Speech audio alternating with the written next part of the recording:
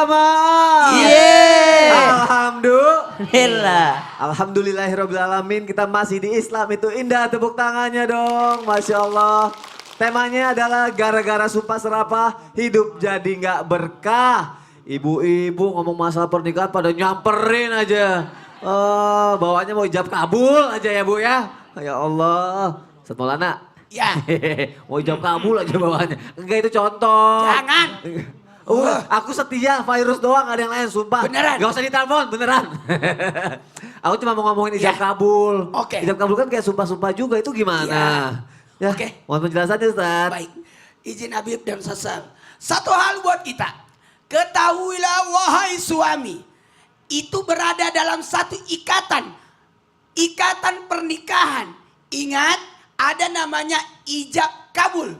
Serah terima. Seorang wali menyerahkan anaknya, tanggung jawabnya untuk dialihkan kepada sosok laki-laki yang berjanji untuk melaksanakan kewajiban atas yang diterimanya. Saya nikahkan, jadi penyerahan. Saya terima nikahnya, artinya terima tanggung jawab. Dari sini kita bisa belajar, ini adalah bahagian dari tanggung jawab.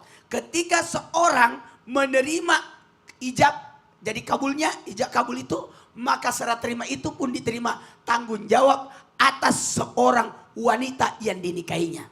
Untuk apa? Menafkahinya. Untuk apa? Melindunginya. Untuk apa? Untuk mendidiknya. Untuk apa? Untuk menjaga dia. Agamanya ini adalah disebut ikatan suci dalam ikatan pernikahan. Maka dalam hal ini termasuk sebuah janji. Janji suci yang dalam artian melibatkan Allah dalam janjinya. Ya, tapi beda-beda dengan sumpah. Tapi kalau ini memang ikatan. Mohon maaf karena penyerahan ini berkaitan dengan ibadah. Penyerahan ini berkaitan dengan perbuatan janji untuk menjaga amanah. Dan nanti akan berikutnya tambah lagi. Tambah lagi. Maka inilah disebut dengan ibadah terpanjang. Terpanjang. Mulai dari ijab kabulnya sampai seterusnya. Sampai terjadi perceraian ataupun ditinggal mati. Kalau ini diperbolehkan ya, karena ikatan memang. suci. Jangan, hati-hati. Apa? Tidak boleh juga dipermainkan. Nikah di sini, nikah di sana, nikah di sini. Asal-asalan ya. Karena saking sucinya ya. Saking Ya. sucinya. Terima kasih Ustaz Maulana, tepuk siap. tangannya untuk guru-guru kita. Semangat belajar pagi hari ini ya. Ibu-ibu datang dari mana sih Bu? Dari Bandung, sama ya, Bandung semua ya. Kalau gitu, karena jauh-jauh datang dari Bandung, boleh nanya di Islam itu Indah. Yuk kita masuk ke segmen Tanya Dong Ustadz. Kami semua tanya dong Ustadz. Yang mau nanya boleh angkat tangannya. Oke, sebelah sini dulu deh. Nanti sebelah situ ya, sebentar ya. Ibu deh, silakan Ibu berdiri. Namanya siapa? Dari mana? Kasih tahu Bu sama seluruh masyarakat Indonesia Bu. Assalamualaikum warahmatullahi wabarakatuh. Waalaikumsalam warahmatullahi wabarakatuh. Nama saya Ibu Nani dari Majelis Taklim Miftahul Falah Bandung. Tepuk tangan dong untuk Ibu Nani dari Bandung. Mau nanya Maaf apa Ustadz, Bu? mau nanya, apakah benar sumpah yang akan dikabulkan itu sumpah orang yang terdolimi? Sumpah orang yang terzolimi dikabulin gitu ya? Iya gitu Ustadz. Wah bagus banget pertanyaannya. Dijawab sama Habib ya, Bib. Bener gak Bib? Ya, Khair. Sumpah orang yang terzolimi dikabulin Bib. Nah ini menarik nih. Wah Bu, silakan duduk Bu. Mau dijawab terima sama Habib kasih. Usman ya Bu. Tepuk tangan untuk Ibu Nani dong. Silakan Habib. Ya khair Mas Wali, Ustaz Syam, Ustaz Maulana. Bismillahirrahmanirrahim. Allahumma salli ala sayyidina Muhammad wa ala ali sayyidina Muhammad. Ittaqud da'watul mazlum. Fa innahu laysa bainallahi hijaban. Jelas bahwasanya doanya orang yang terzolimi atau teraniaya, takutlah kepadanya. Ada seseorang yang hina temannya. Dicaci, dimaki, dihina, dizolimin. Sampai-sampai dia nangis pulang ke rumahnya. Ya kan? Kalau dia angkat tangan, maka doanya dikabulkan oleh Allah Subhanahu wa taala. Tidak ada yang bisa menahannya. Karena apa? Karena doa yang terzolimin dikabulkan sama Allah. Diawali dengan ittaqi da'watal mazlum. Takutlah terhadap doanya orang yang kamu zolimin. Sehingga apa? Sehingga kita menjadi hamba Allah jangan sampai zalimin orang lain. Kalau kita yang terzalimin, jangan nyumpain orang lain bu. Doa kita dikabulkan sama Allah. Sampai rumah nangis, ya Allah. Utang saya banyak ya Allah. Biar utang saya dilunasin. Suami saya kurang ajar ya Allah. Loh kok suami kurang ajar? Oh salah. Kurang diajarin. Enggak, maksudnya suaminya kurang ngasih rizki. Atau suaminya suka nganiaya, suka mukul. Atau suaminya suka ngapain lagi? Suka melakukan yang tidak baik. Ya Allah, jadi suami saya suami yang soleh. Saya istri yang soleha. Anak yang soleha. Jadi kalau dizolimin sama orang, berdoa kepada Allah. Minta kepada Allah dengan doa-doa yang baik. Biarin dia mau nyakitin kita. Biarin dia mau zolimin kita. Biarin dia mau aniaya kita. Atau dia mau nyakitin kita. Salah kalimatnya. Aniaya. Aduh. Dia mau aniaya kita, dia mau nyakitin kita, dia mau maki kita, dia mau caci kita, dia mau ngambil hak kita, nggak apa-apa, biarin. Mudah-mudahan ya Allah, dia dapat hidayah dari Allah. Tapi ya Allah, kabulkanlah doa kami ya Allah. Jadikan anak-anak kami anak yang saleh-saleha. Yang bertakwa kepada Allah, Allah mudahkan jalan kehidupan kami di dunia. Sehingga mudah mendapatkan akhirat dan cinta sama Allah dan Rasulnya. Dan kami menjadi hamba Allah yang dekat dengan Allah dan Rasulnya. Nah sekarang ditanya, boleh gak seorang yang terzalimin mengangkat tangan karena doanya atau sumpahnya kabul? Boleh, gak salah. Karena di sini kalimatnya adalah suruh takut terhadap doanya orang yang terzolimi. Yang dizalimin. Hati-hati. Jadi kalau angkat tangan minta kepada Allah, bermunajat kepada Allah diperbolehkan. Tapi ingat, garis bawahin. Alangkah baiknya kalian ketika terzalimin, doa untuk kepentingan kalian khususnya, minta kepada Allah agar kebaikan dan keberkahan dunia dan akhirat itu lebih mulia. Masya Jadi Allah. gak usah dibalas, biarinlah Allah yang balas. Kalau kita yang balas cuma gitu-gitu doang. Ya kan? Gak usah, biarin. Ya kan? Mungkin ini ujian dari Allah. Ini cobaan dari Allah. Mungkin ini adalah bentuk kasih sayang Allah daripada setiap ujian dan cobaannya. Sehingga kita pulang sampai rumah, doa yang baik buat keluarga kita. Masya Allah, terima Jadi kasih nggak usah Habib dendam. Usman. Masya Allah. Ibu semoga terjawab ya Bu ya. Ibu masih mau dizolimin gak? Enggak, iya dong enggak. Siapa lagi ya yang mau nanya ya? Ibu aja deh yang kacamatanya beda sendiri. Ya Allah. Ibu silakan berdiri Bu, namanya siapa? Assalamualaikum warahmatullahi wabarakatuh. Waalaikumsalam warahmatullahi wabarakatuh. Nama saya Ibu Nenden dari Majelis Taklim Miftahul Falah Bandung. Tepuk tangan untuk Ibu Nenden. Nanya apa Bu? Assalamualaikum Ustadz Maulana. Oh, Ustadz Maulana. Tanya dong. Iya. Wah bagus, suka nonton nih. Begini loh katanya. Ya.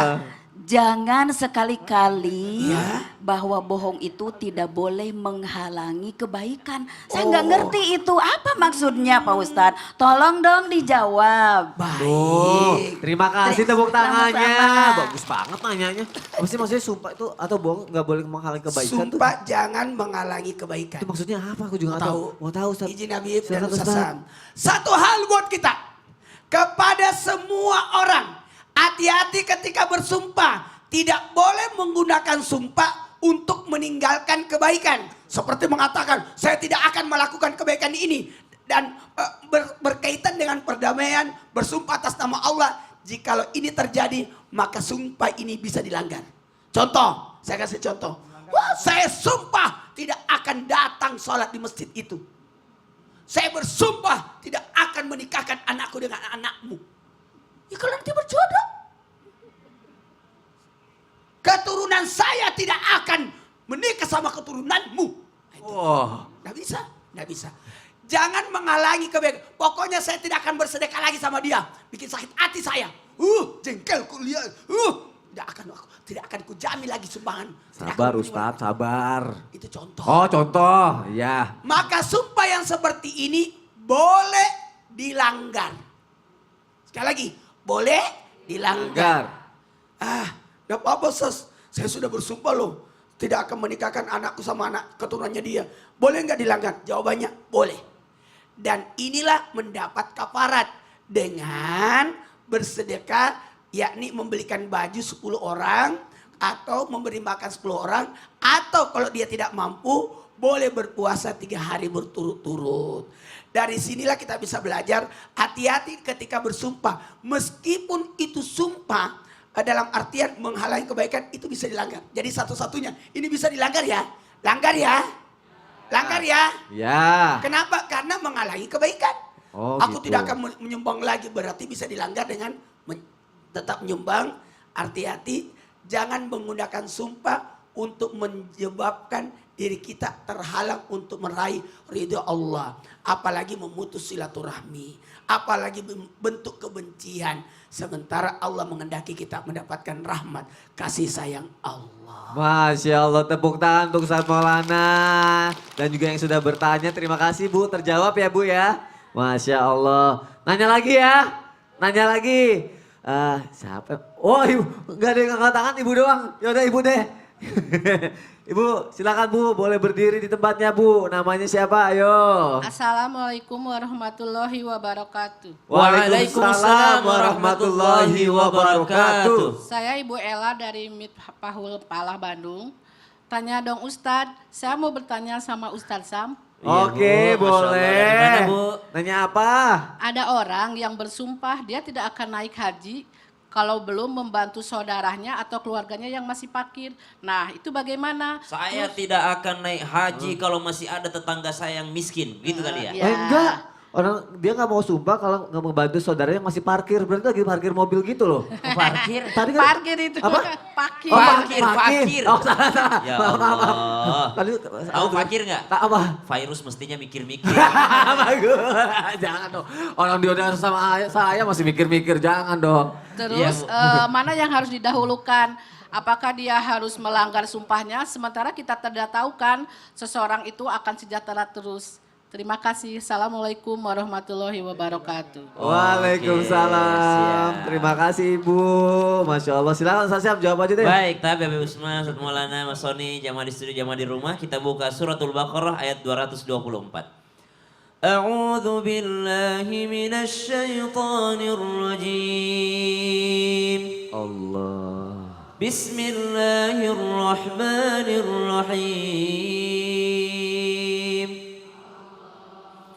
ولا تجعلوا الله عرضة لأيمانكم أن تبروا وتتقوا وتصلحوا بين الناس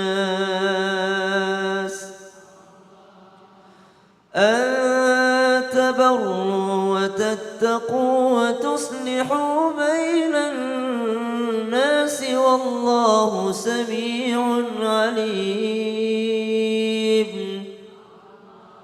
Jangan menjadikan sumpah atas nama Allah untuk menghalangimu dalam kebaikan, dalam ketakwaan, dalam memperbaiki hubungan sesama manusia. Saya bersumpah tidak akan naik haji kalau ada keluarga saya yang masih miskin. Saya bersumpah tidak akan berangkat haji kalau tetangga saya masih fakir. Maka haruskah dia meneruskan sumpahnya atau wajibkah dia melanggar sumpahnya? Maka kalau ulama kita membagi. Jadi ulama kita membagi. Kalau haji yang dia maksud adalah haji tatawul, haji bukan haji yang pertama.